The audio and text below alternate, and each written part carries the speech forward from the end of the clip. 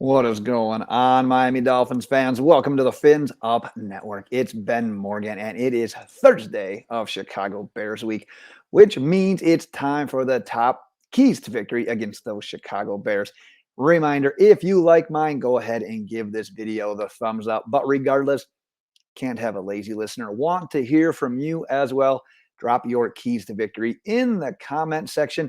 And if you have any Dolphins Bears related questions that you would like addressed on the Saturday morning preview and prediction video for the Dolphins versus Bears game, go ahead and drop those in the comments as well. But let's get things rolling because number one, the first key that I have, establish the run game. Because guess who has the 31st ranked rush defense in the NFL? You guessed right. The Chicago Bears. They're allowing 156 rushing yards per game.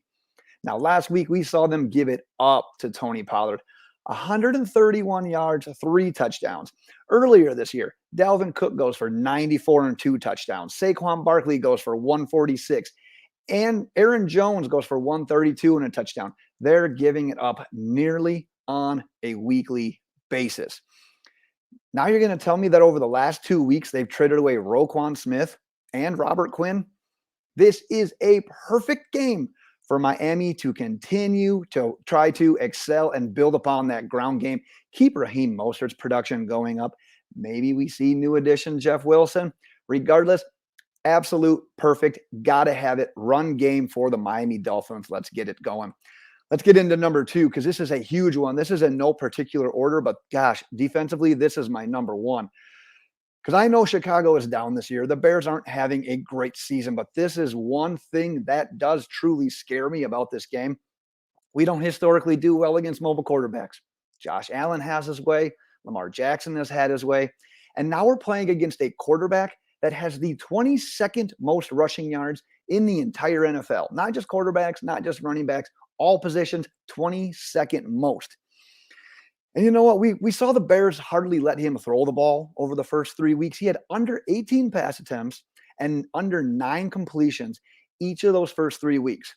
He's recently added some more success in the passing game to go along with those impressive rushing attempt numbers. He's had over 20 passing attempts each of the last 5 games. Addition to that, he's thrown at least 1 touchdown pass in each of the last 4 weeks. Here's the thing. His offensive line isn't great. His wide receivers they haven't really statistically produced this year, hence the reason they gave up a second rounder to get Chase Claypool. No idea if we'll see much from him. If we do, I would expect it would be limited. But with how big of a threat Justin Fields is to run the ball, now mix that with more pass attempts that we've seen recently, and he's undoubtedly the top thing to stop defensively on the Bears offense. The nice thing is, and we've seen this as Dolphin fans, we know all about it. I talked about that offensive line. They've given up 31 sacks, the most in the entire NFL so far this season. But we know the Bears offense, it goes through the ground game, and Justin Fields is a enormous part of that. So limiting Justin Fields is defensively one of my top keys to this game. And the third one that I have is do not look ahead, because honestly, I'm just as guilty of it as the next guy. We're doing that thing. Like I said, I'm guilty of it. We look ahead on the schedule. We see the Bears, the Browns, and the Texans, and we immediately think, you know what? We're 5-3 in a couple of weeks here. We're going to be 8-3, no doubt about it. But we've also said it numerous times in the past. This is the NFL. Crazy stuff happens. Upsets happen on a weekly basis. We can't have our players thinking, you know what? Tua's back. We won 2 in a row. We just traded for a stud edge rusher. We just added a running back to the mix. Now we've got the Bears, the Browns, and the Texans on deck. That is the exact mindset that teams have when they end up being on the wrong side of those upsets and being taken down by lesser quality opponents. And it goes exactly back to what Mike McDaniel has said in the past. Take these games, take everything one play at a time. Have a short memory, take everything one play at a time. Put every ounce of concentration into that current play and worry about that result. Don't be looking ahead at the schedule. Don't be looking ahead at playoff seeding.